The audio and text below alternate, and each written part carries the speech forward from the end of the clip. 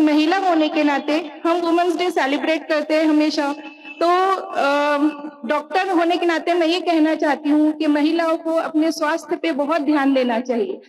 परंतु आज आपण बघतो की इतकं काम झालं, इतके महापुरुष झाले, पण तरीही सुद्धा आपल्यामध्ये काय सुधार झाला?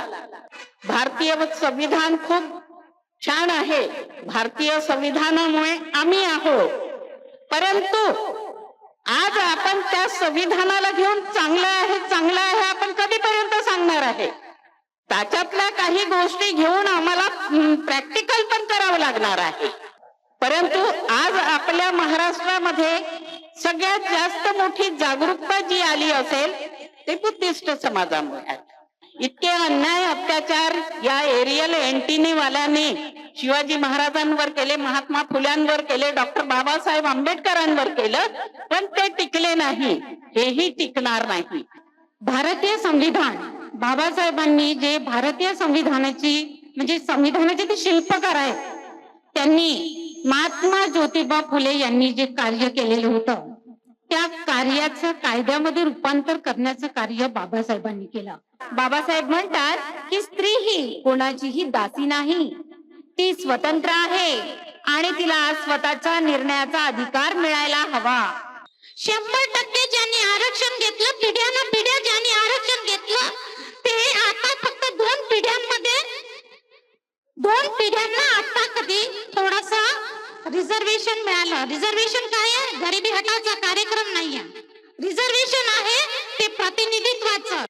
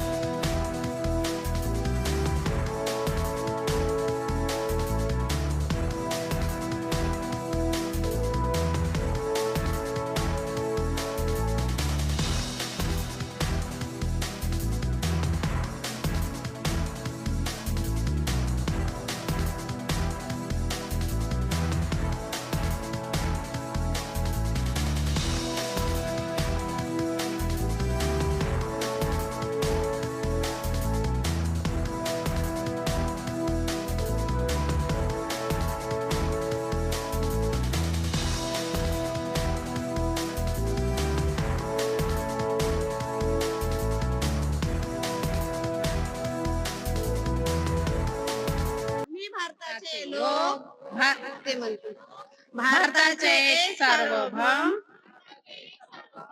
समाजवादी धर्मनिरपेक्ष लोकशाही गणराज्य घडविण्याचा व त्याच्या सर्व नागरिकास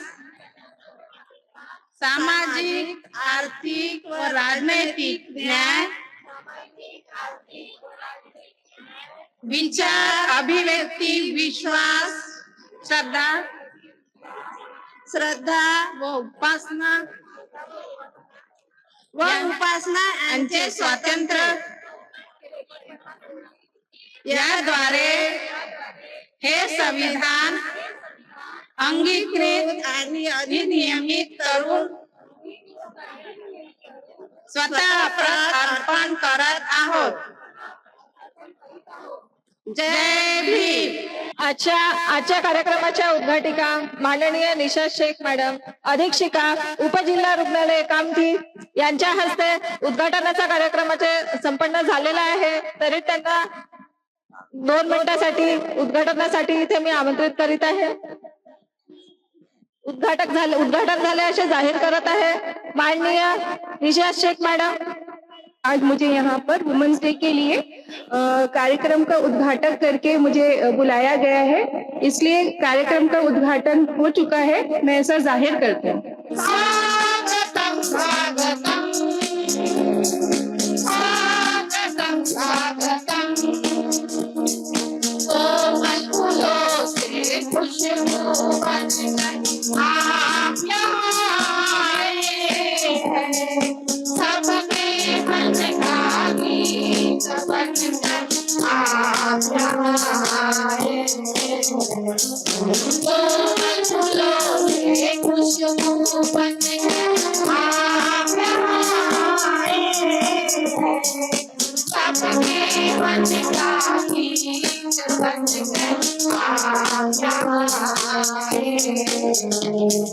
शिकवले नसते सावित्री माईला फुलांनी जर का शिकवलं नसते सावित्री माईला ओ फुलांनी जर का शिकवले नसते सावित्री माईला आज सुखाचे दिवस आलेच नसते कुठल्याच बाईला आज सुखाचे दिवस आलेच नसते कुठल्याच बाईला त्या सात पडद्याच्यात नारीची सुंदर जात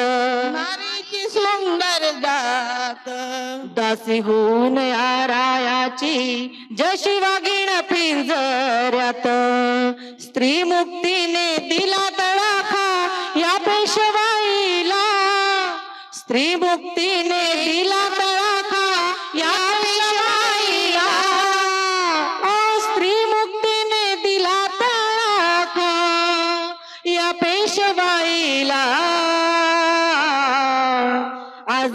आज सुखाचे दिवस आले बाईला आज सुखाचे दिवस आले कुठल्याच बाईला आजच्या कार्यक्रमाचे प्रास्ताविक माननीय गीताताई मेश्राम एकुंच भरारी आधार संस्था शाखा कामठी महिला संघ कामठी यांना मी इथे आमंत्रित करते की त्यांनी आजच्या प्रास्ताविकतेचं वाचन करावे. गीताताई मेश्राम.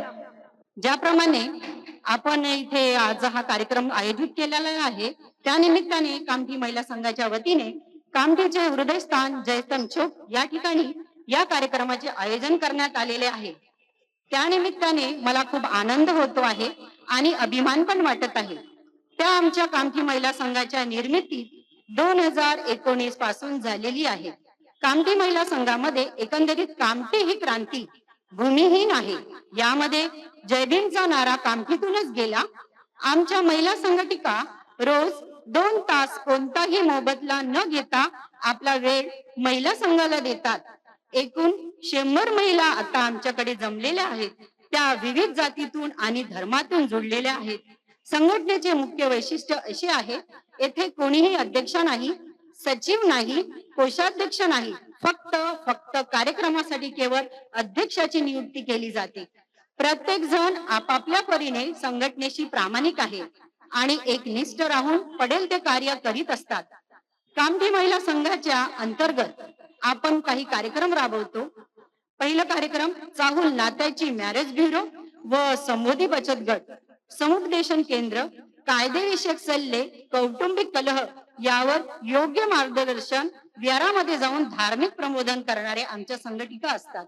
तसेच काही पारिवारिक धम्म संगोष्ठी सुद्धा असे विविध आयोजन आपण इथे करत असतो. या ठिकाणी सामाजिक चळवळ चालविण्यासाठी प्रत्येक संघटिकांकडून मासिक वर्गणी 50 रुपये घेतली जाते. आज प्रत्येक सामाजिक चळवळीसाठी आर्थिक पाठबळ आवश्यक असते. त्यासाठी आपण हे 50 रुपये घेत असतो. आपण सुद्धा या संघटनेशी जुडावे अशी मी तुम्हाला अपील करते. कारण कामठी महिला संघ केवळ हेच काम करत नाही तर महिला सक्षमीकरणाचे सुद्धा कार्य करतात. आणि मुख्य म्हणजे सेकंड लिडरशिप क्रिएट करणे ही प्रक्रिया कामठी महिला संघाच्या मुख्य संघटिका विद्याताई भिमटे ह्या फार हिरिरीने पार पाडतात. महिला संघाचे ऑफिस डॉक्टर बाबासाहेब आंबेडकर परिसर, गुजरी बाजार चौक, कामठी ह्या ठिकाणी आहे. या ठिकाणी आपण कॅडर कॅम्प करून संघटिकांना प्रशिक्षित केले जातो आणि महिला कशी स्वतःच्या कर्तृत्वाने ती अन्याय आणि अत्याचार याचा प्रतिकार करू शकेल, तसेच ती स्वतः ती पुरुषांच्या बरोबरीने कार्य करू शकेल. मुळातच ह्या महिलांच्या संघाची निर्मिती देशातील 50% नागरिक असणारी महिला ही जागृत व्हायला पाहिजे. तिने स्वतःच्या आत्मसन्मानासाठी जगावे. स्वतः जगता जगता कुटुंबाबरोबरच समाजाचा विचार सुद्धा तिने करावा. देशाची प्रगती ही 50% नागरिक म्हणून महिलांच्या प्रगतीवर अवलंबून आहे. म्हणूनच तिच्या आर्थिक, सामाजिक, धार्मिक आणि शैक्षणिक तसेच सांस्कृतिक व राजकीय क्षेत्रातही ती स्वयंभू आहे. हा एकमेव लाभ निर्धारित करून महिला संघटनेची निर्मिती झालेली आहे. हा संघ कामठीपुरताच मर्यादित नसून संपूर्ण महाराष्ट्रभर त्याचे पडसाद उमटण्याची चाहूल लागलेली आहे. प्रत्येक खेडोपाडी सुद्धा कामठी महिला संघ कामठी यांचे सक्षमीकरण आपल्या संघटिका करीत असतात.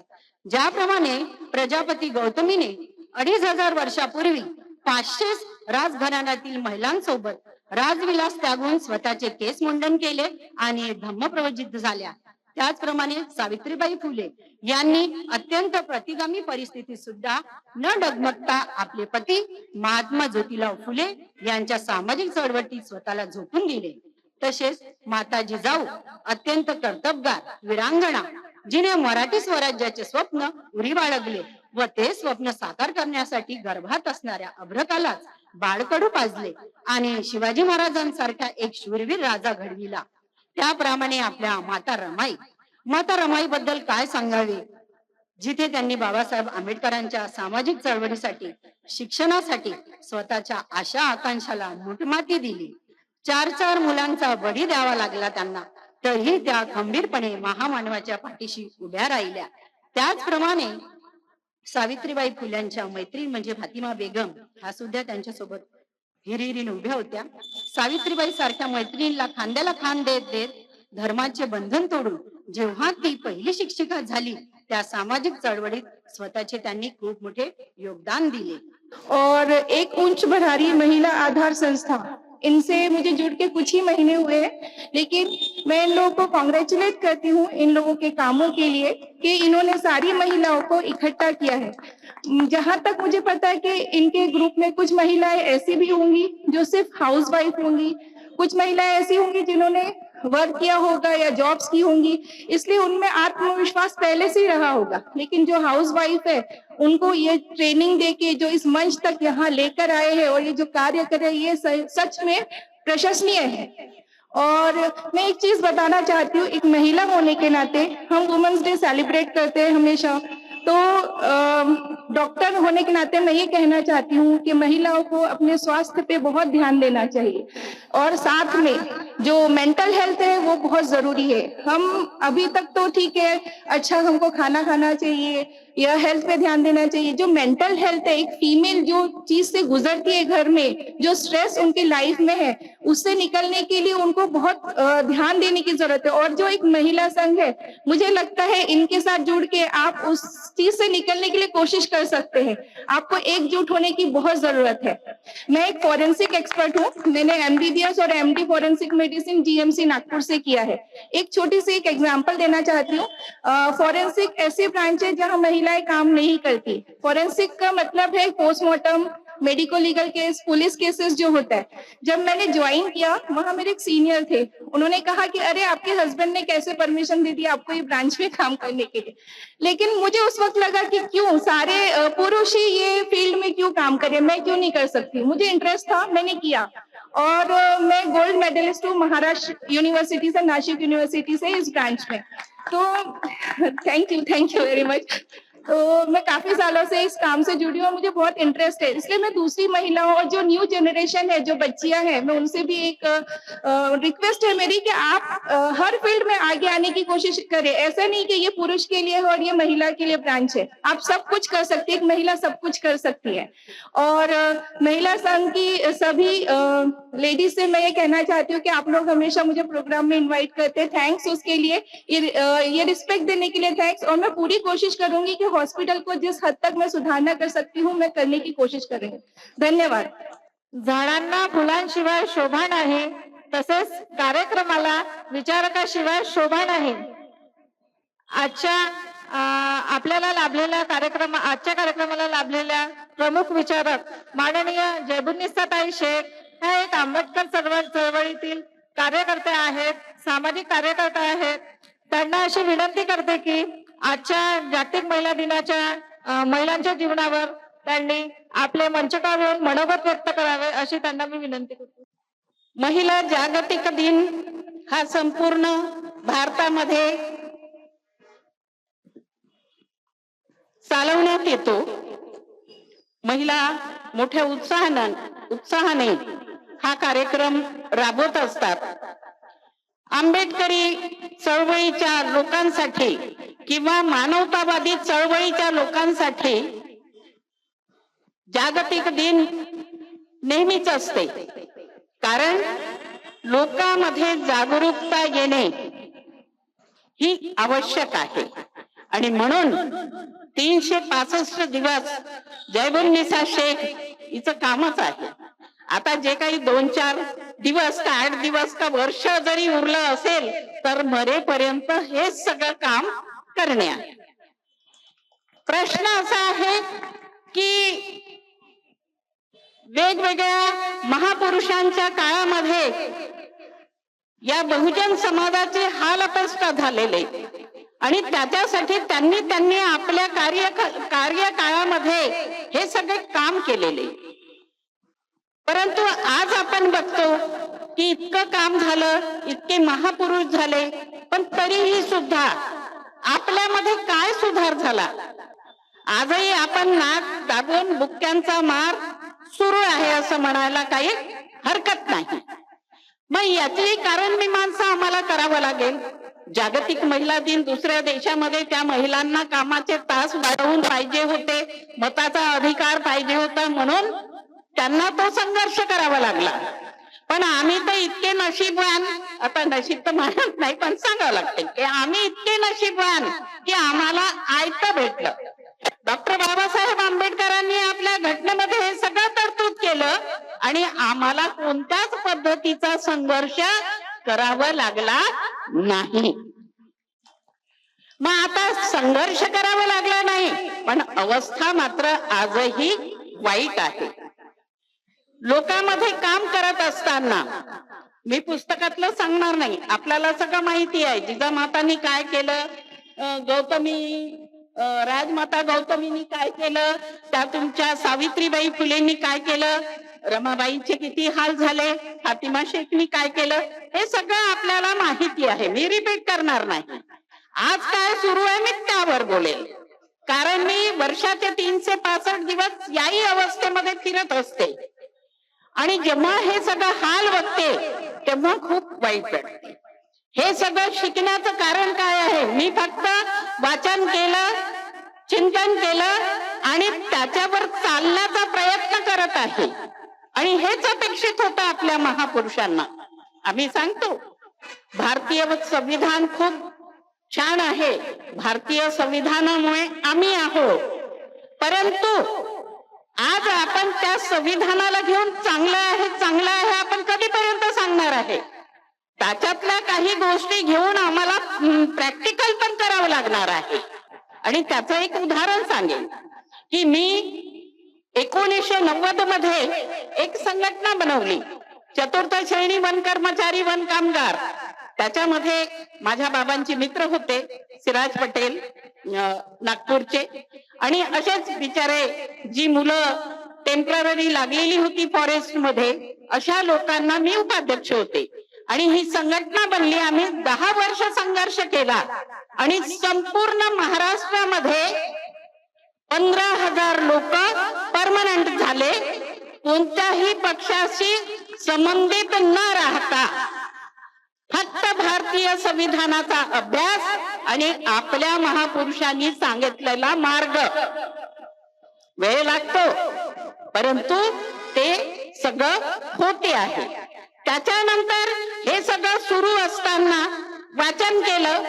खूप सारे मुद्दे आहेत त्याच्यामध्ये की सरकार जमिनीवर जे अतिक्रमण होत असते त्या अतिक्रमणासाठी विविध कायदे आहेत, त्या कायद्याच्या आधारावर त्याचा आधार घेऊन जर आपण लढलो तर त्यांना नक्कीच पट्टे मिळेल.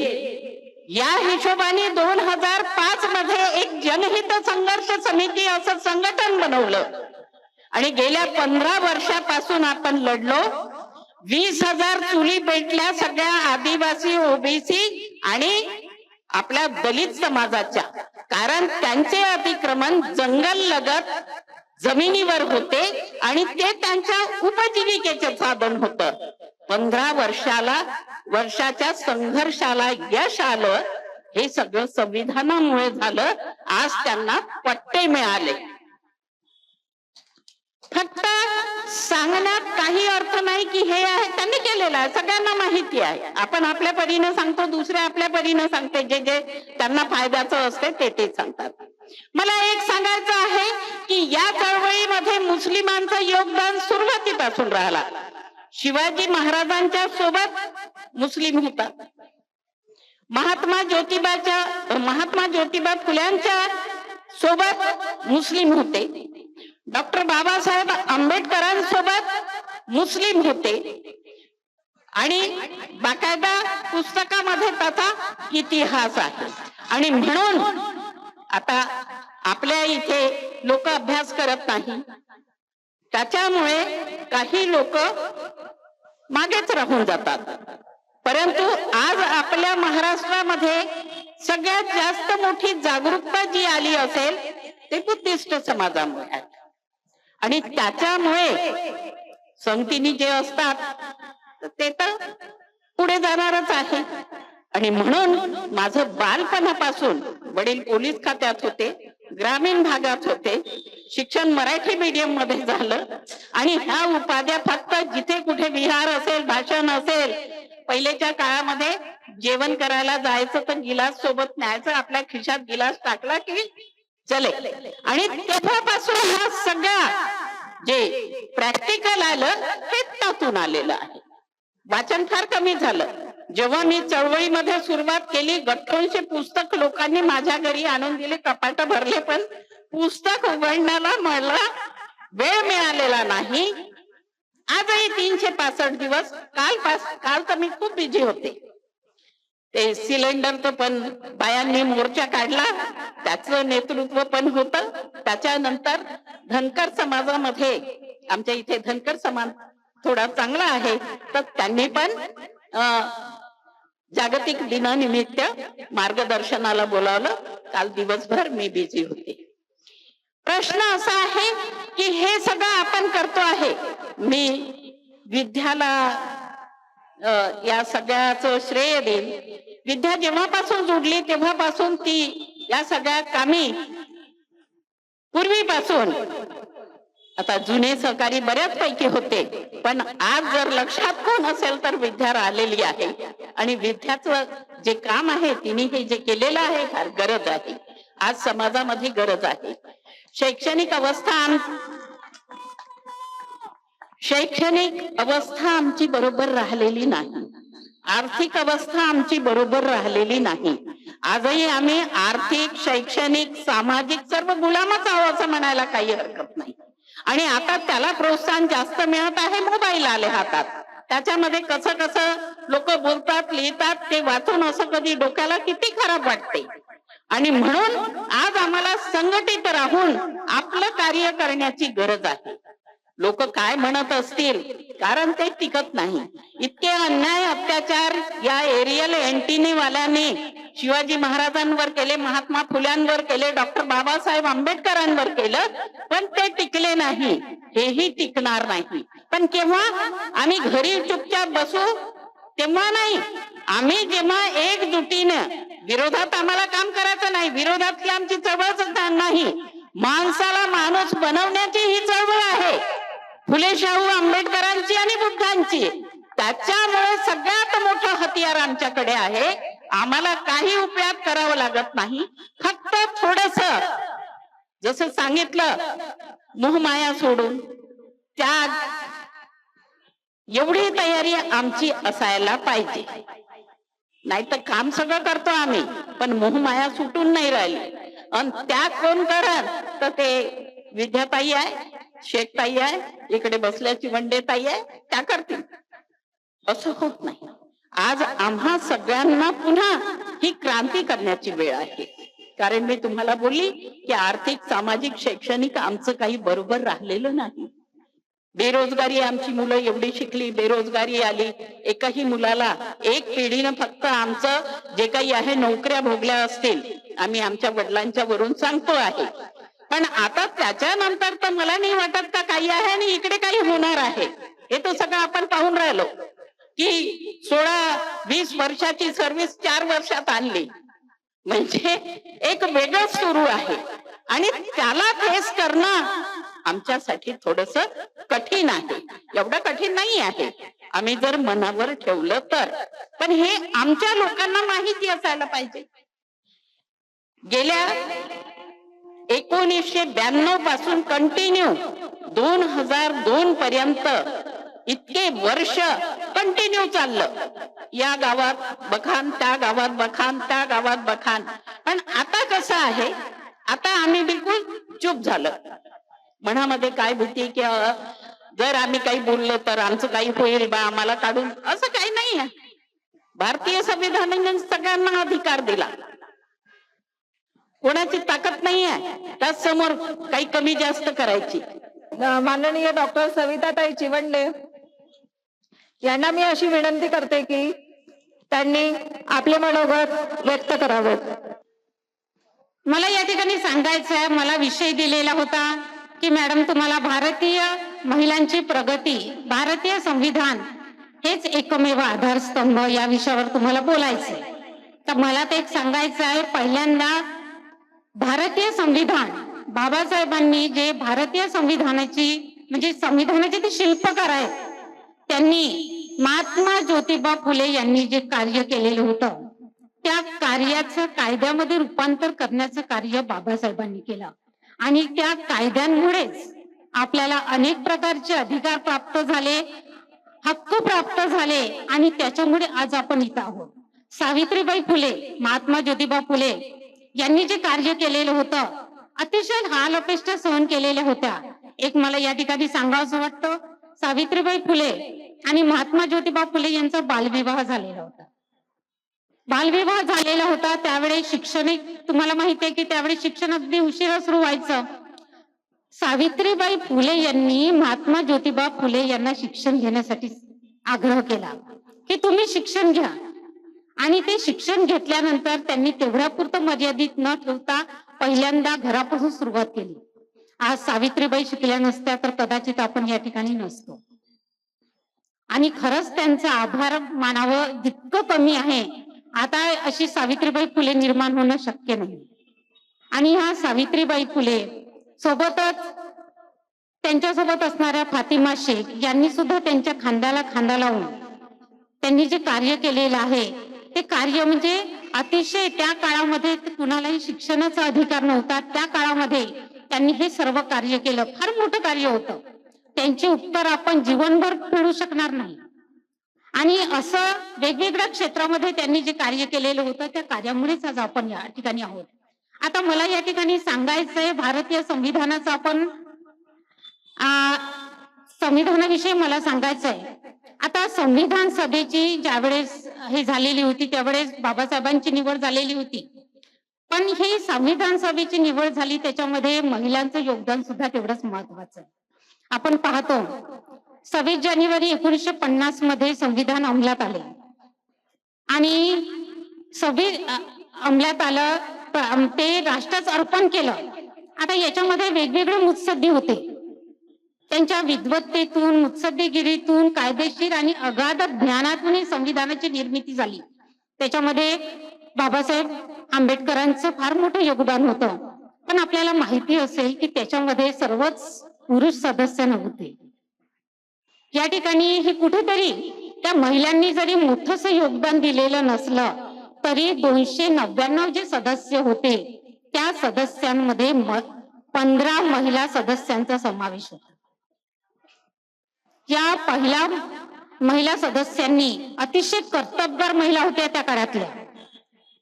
याच्यामध्ये त्यांनी कमी प्रमाणात जरी असले, अल्प प्रमाण जरी असलं तरी सुद्धा त्या इतक्या खंबीर होत्या की त्यांनी त्याच्यामध्ये वेगवेगळ्या गोष्टी कशा पाहिजेत याचा त्या ठिकाणी त्यांनी आग्रह केलेला होता. आता याच्यामध्ये 15 महिला कोणत्या होत्या? काही गोष्टी तर आपल्याला माहिती आहे की काय केलं काय नाही. पण आपण महिला दिनाच्या निमित्ताने या ठिकाणी हा कार्यक्रम आयोजित केलेला आहे. त्याच्यामध्ये मला कुठेतरी त्यांचा उल्लेख करावासा वाटतो. त्याच्यामध्ये कोणकोणत्या महिला होत्या? दाक्षायणी वेलायुधन, राजकुमारी अमृत कौर, दुर्गाबाई देशमुख, हंसा मेहता, कमला चौधरी, लीला रॉय, मालती चौधरी, पूर्णिमा बॅनर्जी, रेणुका रे, सरोजिनी नायडू, त्यानंतर सुचेता कृपलानी, विजयलक्ष्मी पंडित, ॲनी मस्करी, बेगम एजाज रसूल, अम्मू स्वामीनाथन, या 15 जणींचा समावेश त्याच्यामध्ये होता. म्हणजे या घटना समितीच्या याच्यामध्ये मात्र एकही महिला नव्हती. घटना समितीच्या याच्यामध्ये वेगवेगळ्या प्रांतामधून ह्या महिला निवडून आलेल्या होत्या आणि त्यांनी त्या ठिकाणी प्रतिनिधित्व केलेलं होतं. आता स्त्रीमुक्तीच्या चळवळीतील सर्वात मोठं यश जर जे असेल तर भारतीय संविधान होतं. आज संविधान आहे त्याच्यामुळे आपले हक्क हे अबाधित इथं राहिलेले आहे. आता याच्यामध्ये 9 डिसेंबर 1946 पासून घटना समितीचं कार्य सुरू झालं. जवळपास 2 वर्ष 11 महिने 17 दिवसामध्ये ही आपली घटना तयार झाली आणि या घटना समितीमध्ये सर्व आपल्याला त्या घटनेच्या द्वारे सर्व अधिकार मिळाले. आणि या ठिकाणी मला असं वाटते सांगावंसं वाटतं की ही जी संविधान सभा ही देशाची सर्वोच्च कायदा संस्था होती. कायदे निर्माण करणं हे एवढं कठीण काम होतं जे बाबासाहेबांनी हे सर्व करत असताना कोणत्याही गोष्टीला लक्ष नाही दिले. आपण पाहिलेलं होतं की त्यांची अवस्था कशी होती, घराची अवस्था म्हणजे घराकडे त्यांनी कधीही लक्ष दिलेलं नव्हतं. रमाबाईचा त्यांचा पाठिंबा होता म्हणूनच त्यांनी हे सर्व कार्य केलेलं होतं. नाहीतर घरामध्ये जर कटकट असेल तर कोणतीही व्यक्ती कोणतंही काम करू शकत नाही. पण रमाबाईची साथ होती म्हणून हे सर्व शक्य झालेलं होतं. आता याच्यामध्ये एक मला गोष्ट सांगावंसं वाटतं की बाबासाहेबांनी अगदी दुःखाने म्हटलेलं होतं. बाबासाहेबांनी हिंदू कोड बिल संसदेत सादर केलेलं होतं आणि हे केवळ महिलांसाठी त्यांनी सादर केलेलं होतं. पण हिंदू कोड बिल मात्र संसदेत पास होऊ दिलेलं नव्हतं आणि याचं दुःख त्यांना जास्त होतं की ह्या हिंदू कोड बिलाला महिलांनी त्यांना साथ दिली नव्हती.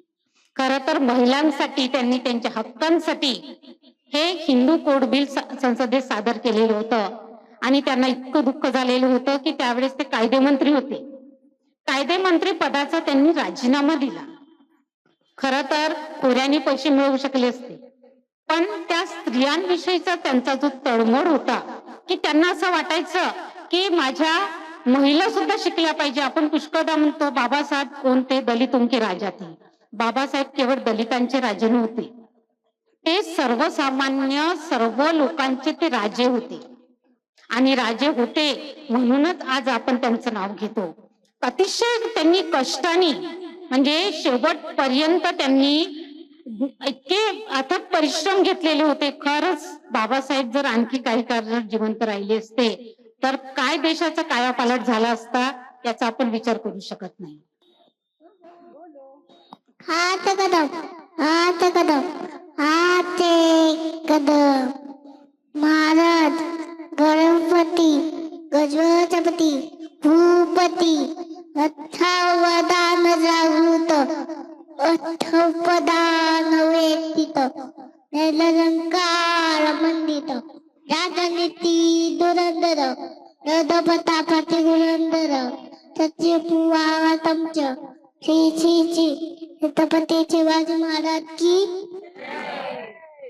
कार्यक्रमाच्या उपाध्यक्ष माननीय वर्षाताई पाटील, संघटिका कामठी महिला संघ कामठी यांना विनंती करते की त्यांनी आपले मनोगत व्यक्त करावे.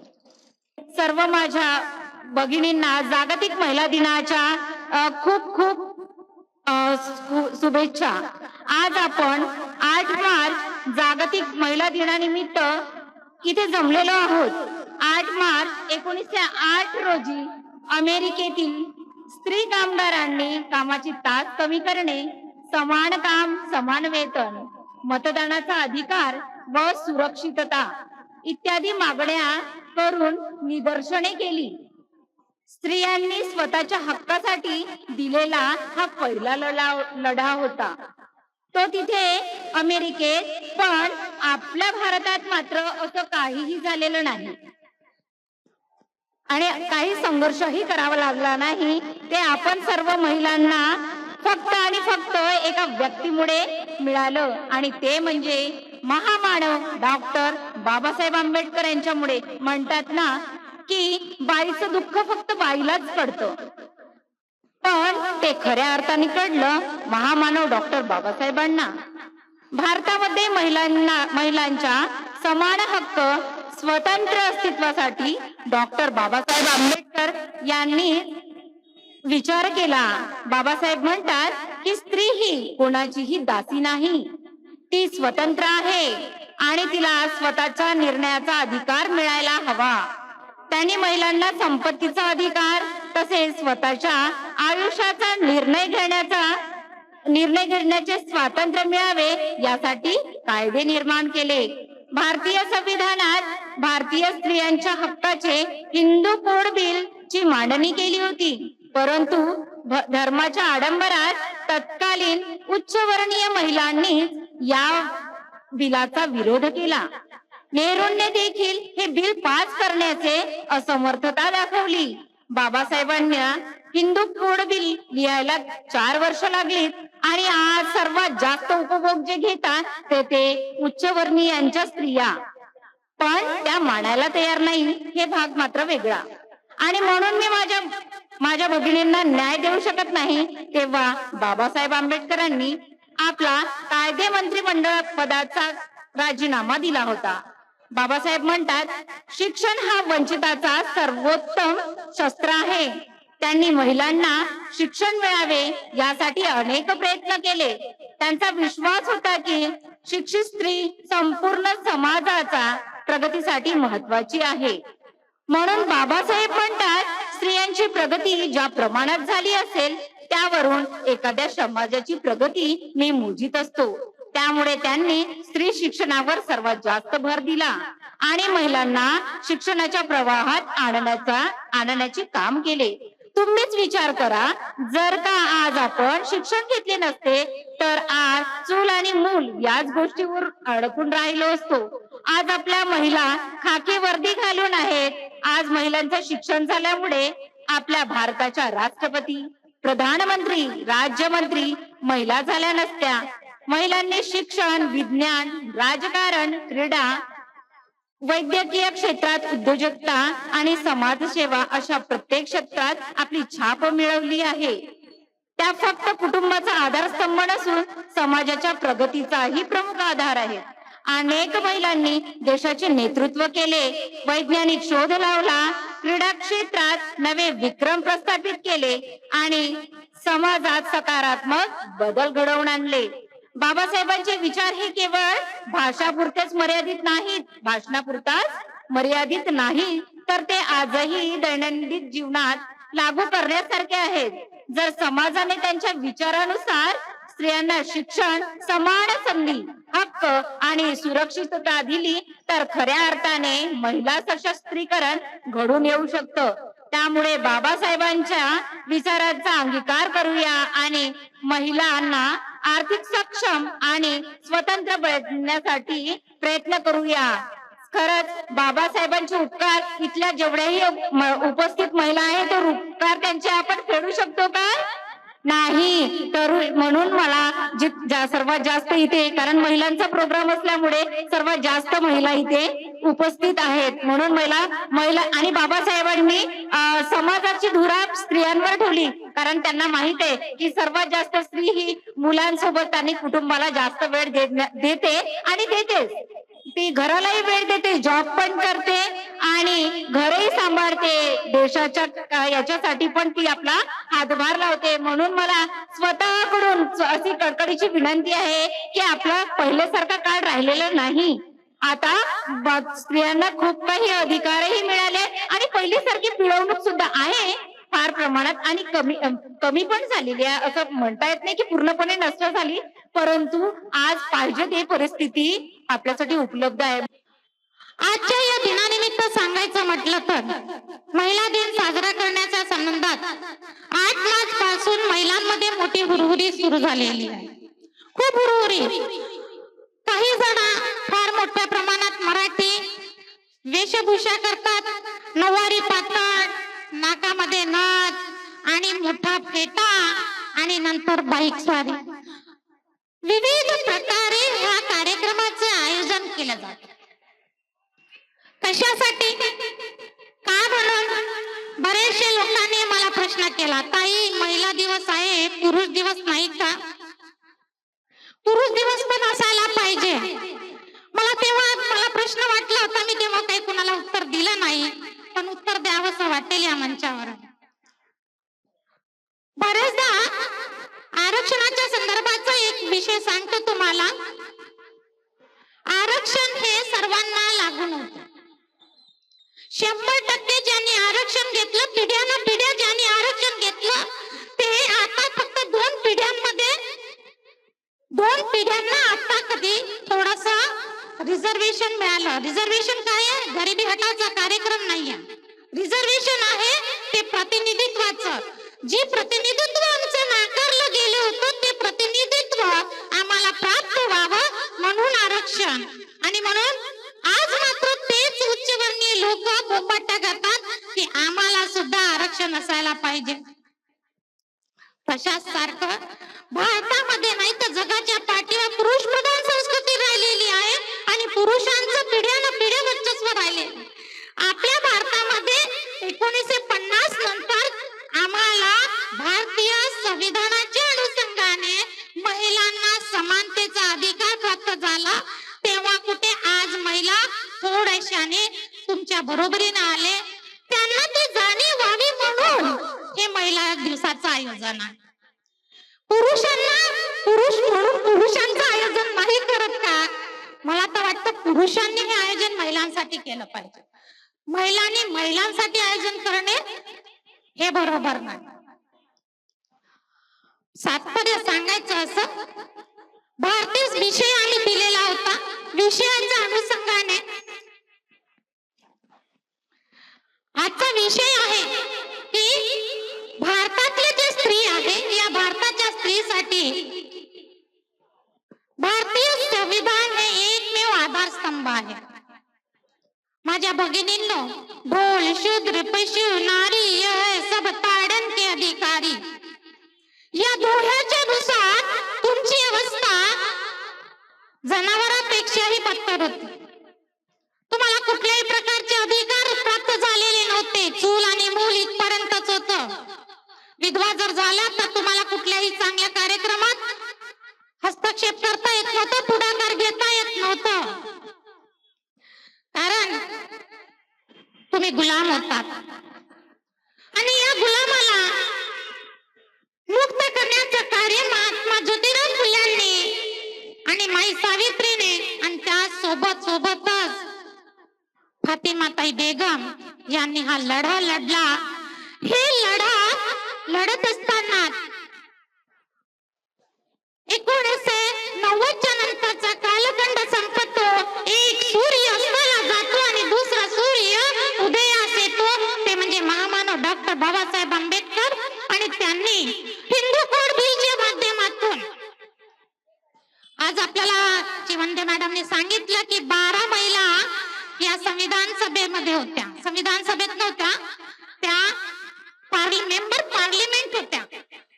आणि जेव्हा हिंदू कोड बिल आला तेव्हा हे मेंबर पार्लिमेंट पैकी फक्त 2 महिलांनी बाबासाहेबांची साथ दिली आणि 10 मेंबर पार्लिमेंटनी बाबासाहेबांचा विरोध केला. आणि एवढंच नव्हे, जेव्हा ह्या महिलांच्या संदर्भात हिंदू कोड बिल कोणासाठी होता? महिलांसाठी होता. आणि महिलांनीच या हिंदू कोड बिलाचा विरोध केला. बाबासाहेबांना जीवे मारण्याची धमकी दिली. आज माझ्या लेकींसाठी, माझ्या मुलींसाठी, मी माझ्या बहिणींसाठी, माझ्या मातेसाठी मी काहीही संविधानामध्ये जे काही अधिकार पाहिजे ते काही मी करू शकत नाही, तर माझ्या या कायदे मंत्री पदाचा काय उपयोग? असं म्हणून महामानवांनी त्यावेळेस कायदे पंडिताचा मंत्रीचा राजीनामा दिला. आहे का कोणी आज असा कोणता वाली? आहे तुमचा कोणी असा बाप? आहे तुमचा असा कोणी बाप जो तुमच्यासाठी आज आपला स्वतःचा राजीनामा देतो पदाचा? आजची लढाई तर खुर्चीसाठी आहे. आजची लढाई कशासाठी आहे? खुर्चीसाठी आहे. अजूनही असा एखादा बाप आपल्या जन्माला आला नाही की जो तुम्हाला तुमचे अधिकार प्राप्त करून देईल. आणि म्हणून भगिनींनो, हिंदू कोड बिल हे सहजासहजी लागू नाही झाले, हे तुकड्या तुकड्यात आले, हे तुकड्या तुकड्यात आले. आणि भारतीय संविधानामुळे आज महिलांची गरिमा निर्माण झालेली आहे. माणूस म्हणून जगण्याचा अधिकार तुम्हाला प्राप्त झालेला आहे आणि ते केवळ आणि केवळ भारतीय संविधानामुळे. आणि जर का भारतीय संविधान नसेल, जर का भारतीय संविधान नसेल तर तुमचं अस्तित्व पुन्हा नाहीच होईल. पुन्हा तुम्ही त्याच गुलामगिरीच्या बेड्या तुमच्या पायात येतील. पुन्हाच तुम्हाला तेच चूल आणि मूल इथपर्यंत तुमचं आयुष्य असेल. आज उंच पदावरती तुम्ही जाताय, गगनात मोठी मोठी उंच अशी पाखरे तुम्ही फिरभिरत आहात. कुठल्याही क्षेत्रात तुम्ही कमी नाहीत. मग हे कमी नाहीत हे कशामुळे? हे केवळ भारतीय संविधानामुळे. उंच भरारी महिला आधार संस्था शाखा कामठी महिला संघ कामठीच्या वतीने दरवर्षीप्रमाणे यंदाही जागतिक महिला दिनाचे औचित्य साधून महिला संमेलनाचे आयोजन करण्यात आले. महिला दिनाच्या संदर्भात आजच्या प्रमुख विचारकांनी व वक्त्यांनी खूप पुरेशी माहिती आपल्या समोर मांडलीच आहे. महिलांच्या हक्कासाठी जगाच्या पाठीवर लढा द्यावा लागला तेव्हा कुठे त्या देशात महिलांना पुरुषाप्रमाणे बरोबरीने अधिकार प्राप्त झाले. पुरुष प्रधान संस्कृतीत सर्व अधिकार स्वातंत्र्य पुरुषांच्या सोयीनुसार होते. तेच अधिकार एक व्यक्ती किंवा माणूस म्हणून स्त्रीला नव्हते. त्यातच भारताचा तर आपण विचार करतो तर स्त्री ही केवळ भोगवस्तूच्या स्वरूपात होती. तिचा वापर करणे हेच ब्रीद होते. परंतु भारतात स्त्रियांच्या लढ्यासाठी माई सावित्रीमाई फुले व महात्मा ज्योतिबा फुले पुढे आले. स्त्री शिक्षणाचा पाया रचला व हेच अधिकार संविधानिक स्वरूपात आम्हा महिलांचा आधारस्तंभ बाप म्हणून ज्यांनी आपल्या लेकींचा विचार केला ते महामानव डॉक्टर बाबासाहेब आंबेडकर यांनी बहाल केले आणि भारतीय स्त्रियांना स्वतःच्या हक्कासाठी कोणताही लढा न देता सर्व अधिकार प्राप्त झाले. त्याचे स्वरूप आज आपण सर्व क्षेत्रात पुरुषाप्रमाणे प्रगती केली आहे. तर मग चला तर घेऊया एक उंच भरारी. या अंतर्गत महिलांच्या समस्येसाठी कामठी महिला संघ कामठी कटिबद्ध आहे व हे एक आंदोलन आहे. यात आपण जास्तीत जास्त संख्येने जुळून बाबासाहेबांचे महामानवाचे स्वप्न साकार करून शिक्षित होऊन संघर्ष करूया व संघटित होऊया. एवढे बोलून मी आपले 2 शब्द संपते. जय भीम, जय प्रबुद्ध भारत. माननीय धोगडे मॅडम, आपल्या सर्वांना काहीतरी अपील करू इच्छितात तर मी त्यांना इथे मंचकावर आमंत्रित करत आहे. धोगडे मॅडम, या ठिकाणी मी यासाठी आलेली आहे, आता आपण ज्या जयंतीची मोठ्या आतुरतेने वाट पाहत आहोत ती म्हणजे भीम जयंती. ही भीम जयंती कशी साजरी करायची? उपासक आणि उपासिकांनो, ही भीम जयंती आपण कशी साजरी करायची? डीजे युक्त की डीजे मुक्त? सांगा, डीजे युक्त साजरी करायची की डीजे मुक्त साजरी करायची? जोरात बोला की. डीजे मुक्त करायची ना? मग आतापासूनच डीजे आपले काय झालेले आहेत, बुक झालेले आहेत.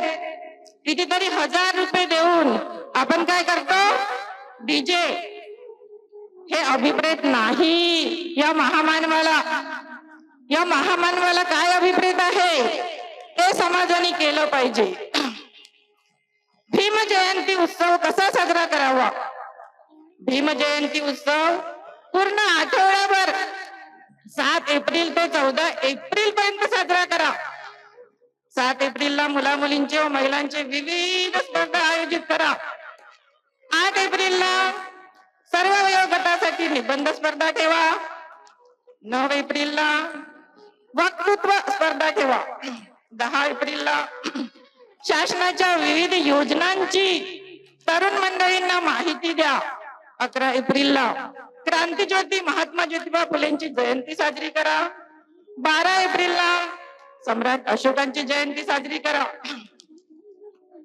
13 एप्रिलला तुमच्या विहारामध्ये रांगोळी स्पर्धा घ्या, रोषणाई करा, विविध सांस्कृतिक कार्यक्रमाचे आयोजन करा.